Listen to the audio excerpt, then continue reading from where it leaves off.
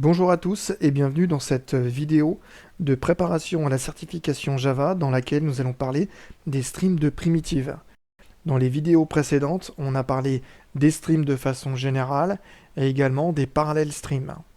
Les streams pour primitives, ce sont des streams qui sont spécialisés pour travailler sur des ints, des longues et des doubles. Pour les short, byte et char, on pourra utiliser un int stream. Pour travailler sur des floats, on utilisera un double stream. Ces streams ils vont contenir des petites fonctions pratiques qui vont simplifier l'utilisation des streams quand on utilise spécifiquement des types primitifs numériques comme int, long ou double. Sur ces streams, on va retrouver des méthodes qui sont similaires à celles de stream, en nombre un peu plus limité. On aura iterate, generate, off, etc. Et on trouve surtout de nouvelles méthodes qui sont orientées int, long, double. On a par exemple la méthode sum. La méthode sum, elle réalise la somme des éléments et elle renvoie selon le stream int, long ou double, mais pas un optional. Si on n'a aucun élément, on aura 0. Donc la somme des éléments d'un stream int stream vide, c'est 0. C'est la logique qui a été codée. Les méthodes range et range closed, elles créent des suites d'entiers ordonnés qui sont compris entre deux valeurs min et max, et range closed, elle inclut la borne supérieure. Donc int stream de range de 1 à 10, ça me donne 9 éléments de 1 à 9, mais range closed, j'aurai bien le 10 dans mon intervalle. Prenons un exemple. On crée ici un int stream avec range closed, donc ça nous donne un stream d'entiers qui se suivent ces trois lignes. Elles permettront d'afficher tous ces entiers de 10 à 200. Pic, ce n'est pas une opération terminale. Le stream, c'est une structure lazy, donc là j'ai juste préparé un stream qui pourra être exécuté lorsque on lui rattachera une opération terminale. C'est ce qu'on fait juste après, en utilisant la fonction terminale summary statistics, donc c'est bien une opération terminale qui est spécifique à un int stream, et elle est pas mal parce qu'elle va renvoyer des statistiques basiques, mais en un seul appel. Je vais donc récupérer le nombre d'éléments, j'en ai 191, la somme de ces éléments, le plus petit, le plus grand, et aussi la moyenne. Un exemple exercice, est-ce que tout ça, ça compile ?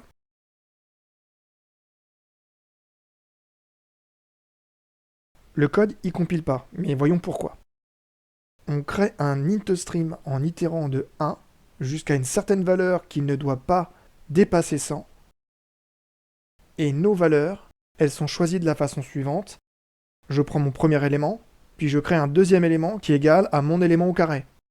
Chaque nouvel élément, c'est le carré de l'élément précédent. Ensuite, je vais transformer mon int stream en long stream. Et pour ça, j'utilise map2long. Donc c'est une opération intermédiaire de mapping spécifique à un int stream qui utilise une fonction qui prend en entrée un int et qui renvoie un long. Dans l'exemple, on renvoie un int, mais pour Java c'est correct, un int ça rentre bien dans un long. On n'aura pas d'erreur de compilation sur cette ligne-là. Je récupère les statistiques de mon stream, puis la valeur max. Le problème, il vient du type retourné par getMax. Comme j'ai mappé mon stream en long stream ici, les statistiques que je récupère sont de type long summary statistics et elles me donnent des longues. Donc mon max, c'est un long. Et le long, il ne pourra pas rentrer dans ma variable is qui est de type int. Exemple suivant, on modifie légèrement le code. Cette fois, on récupère la valeur max dans un long. Donc ça compile. Mais comment se comporte le programme ? Le problème, vous l'avez peut-être pris au passage quand je vous ai parlé de cette ligne, iterate, qui construit mon int stream, et quand je vous ai dit que chaque nouvel élément dans le stream était égal au carré de l'élément précédent. Le prochain élément que je construis à partir de i, c'est i fois i. Donc le souci, c'est que mon premier élément, c'est 1, et que 1 fois 1, ça fait 1, et que 1 fois 1 fois 1 fois 1, ça fait 1, et je pourrais multiplier autant de fois que je veux par 1, ça restera 1. J'aurai toujours 1. Donc le stream, il produit une suite infinie de 1. J'ai un stream infini, donc je ne pourrai pas avoir de statistiques dessus, et le programme, il ne va pas se terminer. On modifie légèrement notre exemple, pour ne plus avoir une suite infinie, cette fois, chaque nouvel élément, c'est égal à l'ancien fois 2. Donc mes éléments, c'est 1, 2, 4, etc. Cette fois, on n'a pas vraiment de surprise, donc le plus grand élément, ça sera le plus grand multiple de 2 qui est plus petit que 100, et c'est 64. Alors on a vu qu'il y avait 3 types de streams primitifs. On avait les int streams, les long streams et les double streams. Chacun possède une méthode summary statistics qui va renvoyer des statistiques, mais pas le même type d'objet. Pour les int streams, on aura du int summary statistics. Pour les longs, du long summary statistics. Et pareil pour les doubles, du double summary statistics. Les méthodes qu'on va retrouver, ce sera les mêmes pour ces trois classes. Un getter pour la moyenne des valeurs, un getter pour le nombre de valeurs, pour le min, pour le max et pour la somme. Attention au type. La moyenne, dans tous les cas, c'est un double. Le count, ce sera toujours un long. En revanche, le min et le max, ils seront rendus dans le type qui correspond au stream. Donc si j'ai un int stream, j'aurai du int. Si j'ai un double stream, j'aurai du double. Et si j'ai un long stream, j'aurai du long. Pour la somme, ça sera du long pour les valeurs entières, donc pour le int stream et le long stream, mais ça sera du double pour un double stream. Sur l'objet summary statistics, on trouve aussi une méthode combine qui permet de fusionner des statistiques avec d'autres statistiques. Donc sur un long summary statistique, j'aurai une méthode combine qui me permettra de rajouter des valeurs qui sont issues d'un long summary statistics, un autre. Sur les summary statistics, on trouve aussi une méthode accept qui prend en compte une valeur supplémentaire du même type. Donc ça me permet de rajouter artificiellement une valeur dans mes statistiques. Donc c'est la méthode accept, qui sera du type du stream utilisé. Les streams primitifs, ce sont un peu des adaptations d'un stream classique, mais pour gérer facilement un type primitif. Donc on a des petites différences par rapport au stream classique. Déjà, les méthodes qu'on va chaîner dans un stream, qui généralement retournent un stream du même type, pour les streams primitifs, elles vont retourner des int streams, des long streams, plutôt que des streams d'un certain type.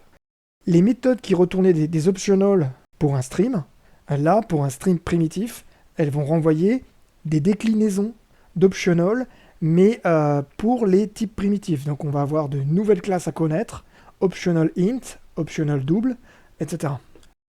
De la même façon, les méthodes qui s'appuient sur des prédicats dans un stream, cette fois, elles vont s'appuyer sur des prédicats spécialisés, donc un int predicate, un long predicate ou un double predicate, donc des fonctions qui prennent en entrée un int, un long ou un double et qui renvoient un booléen. Dans le même style, plutôt que d'utiliser comme pour un stream un consumer, un unary operator ou un supplier, là, en fonction du type, on va avoir des consumers, des unary operators ou des suppliers spécialisés. Donc ce sont de nouvelles interfaces fonctionnelles qu'il faut connaître. Passons à un exercice. Dans la partie gauche du tableau, vous avez une expression. Dans la partie droite, on va chercher à déterminer quel est le type de l'expression. Pour la première ligne, on a bien un stream d'entiers dont on prend la plus grande des valeurs. Pour un stream classique, on récupérait un optional du type du stream. Mais cette fois, le type, il est lié à un type primitif, le type primitif int. Donc ce qu'on a en retour, c'est un optional int, donc un type d'objet qui va encapsuler le résultat et qui me renverra une valeur si mon stream n'est pas vide, et autrement, qui me permettra de savoir que je n'ai pas de résultat avec une méthode de type isPresent. Pour la deuxième ligne, on a un stream d'integer. On n'est pas sur un type primitif à la base, mais ce stream, on va le convertir en long stream avec l'opération intermédiaire map2long. Et ce map2long, il va prendre mes entiers et il va me renvoyer des longs 5 fois plus grands que mes entiers. Dans la troisième ligne, on a un long stream qui n'est composé que d'un seul élément, c'est l'élément 1. On a utilisé range et pas range closed, donc le 2 est exclu. On appelle la méthode map2obj, donc map2object, pour convertir notre long stream en un stream d'un certain type. Ce type, ce sera le type du résultat de la fonction de mapping. Et cette fonction, elle me renvoie une chaîne de caractères qui est constituée de la valeur numérique issue du long stream plus la lettre L. Le type de cette expression, c'est bien un stream de string. Et à ce stade, le seul élément qu'il va contenir, c'est la chaîne de caractères 1L. Pour la dernière ligne maintenant, on a un int stream qui est vide. Et on récupère les statistiques associées. Et pour ces statistiques, on récupère la moyenne. On l'a vu sur un tableau précédent, donc le getAverage de Summary Statistics, il est de type double, quel que soit le type de stream primitif, qu'on soit sur un int-stream, long-stream ou double-stream. Il existe donc des méthodes qui permettent de passer d'un type de stream à un autre. Si on veut passer d'un type stream à un stream d'un autre type, donc là on n'est pas dans le cadre des streams primitifs, on utilise la méthode map qu'on a vue depuis qu'on parle des streams. Si ensuite je veux pouvoir passer d'un stream classique à un stream sur un type primitif, ou inversement, je devrais utiliser l'une des méthodes suivantes, map2objet, map2int, map2long ou map2double. Pour passer d'un stream à un stream du même type ou d'un autre type, mais toujours la classe stream. Pas intStream, ni longstream, ni doublestream. On utilise map. Et la fonction map, elle prend en entrée une fonction. Donc une fonction qui a un type en paramètre et un type en sortie. Pour passer d'un stream primitif à un stream sur un type défini qui correspond bien à une classe. Là, il faut utiliser la méthode map2obj. Cette méthode, en fonction du stream, elle va prendre en entrée une interface différente. Si je passe d'un stream intStream à un stream sur un objet de type T, j'aurai en paramètre de la méthode une intFunction. Idem pour les longs, les doubles, on aura longFunction ou doubleFunction, donc des fonctions qui ont en paramètre un type primitif et en sortie un résultat de type T. Si je pars d'un stream qui n'est pas un double stream et que je veux convertir en double stream, cette fois, j'utiliserai la méthode map2double. En fonction de mon type de départ, j'aurai une interface différente. Si je pars d'un stream classique, j'utiliserai la toDoubleFunction, donc une fonction qui prend en entrée un objet et qui a en sortie un double. Si je pars d'un intStream, j'aurai un int2doubleFunction, donc une fonction qui prend en entrée un int et qui a en sortie un double, et je vous laisse lire la suite. A noter que pour passer d'un double stream à un double stream, on n'utilise pas une méthode map, mais une méthode map2double. Lisez attentivement ce slide, si vous le souhaitez, prenez votre temps. Donc c'est la même chose que ce qu'on vient de voir pour double stream, mais appliqué à long stream et intStream. On a les méthodes map2long, map2int, et ces interfaces en fonction du stream de départ. Toutes ces fonctions, ça prend un peu de temps à bien les connaître. Donc pour bien les connaître, il faut passer du temps sur la Javadoc, mais il faut aussi repérer toutes les règles de nommage. Enfin, ces interfaces, elles ont été bien définies en cohérence. Donc lorsqu'il s'agit d'un supplier, les méthodes correspondantes, elles commenceront bien par get, c'est le cas général des suppliers, mais elles préciseront le type retourné. Get as int, get as double. De la même façon, lorsque l'interface fonctionnelle correspond à un apply, donc ça c'est le cas le plus général, on n'est pas sur un consumer, on n'est pas sur un predicate, le apply, il précisera le type utilisé, le type primitif utilisé, apply as int, apply as double. Pour tout le reste, on conservera le nommage classique, apply, test ou accept. Pour essayer de faire rentrer tout ça, on va parcourir ce tableau. Donc il décrit une interface fonctionnelle, ce qu'elle prend en entrée et ce qu'elle a en sortie, et essayons d'en déduire l'interface fonctionnelle qui correspond. Pour le premier cas, on a un double en entrée et un double en sortie, des types primitifs. On a la même chose en entrée et la même chose en sortie, on est sur un unary operator. Et comme ça s'applique à un type primitif, on précise double unary operator. Pour la deuxième ligne, on n'a rien en sortie, donc on est sur un consumer. En entrée, on a un long. On a un type primitif, donc l'interface fonctionnelle correspondante, c'est bien un long consumer. Pour la troisième ligne, on a un int en entrée. Donc on va être sur une interface fonctionnelle adaptée au stream primitif. On a une entrée et une sortie, donc on est sur une fonction. On a un type générique en sortie. L'interface qui correspond, c'est bien un inFunction de R. Pour la troisième ligne, on prend un objet en entrée et on a en sortie un double. L'interface fonctionnelle qui correspond, c'est toDoubleFunction, donc une fonction qui renvoie un double primitif. Pour l'avant-avant-dernière ligne, on a un double en entrée et un booléen en sortie. On a un booléen en sortie, on est sur un prédicat. Il s'applique à un double primitif, c'est donc un double predicate.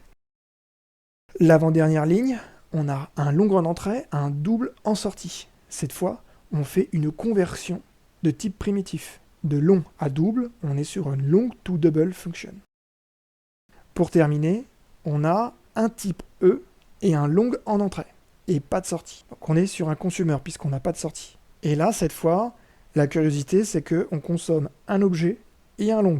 On est donc sur de l'objet long consumer. Cette interface, elle s'utilise sur des cas particuliers qu'on verra peut-être plus tard. Merci à tous et à bientôt pour une nouvelle vidéo de préparation à la certification Java.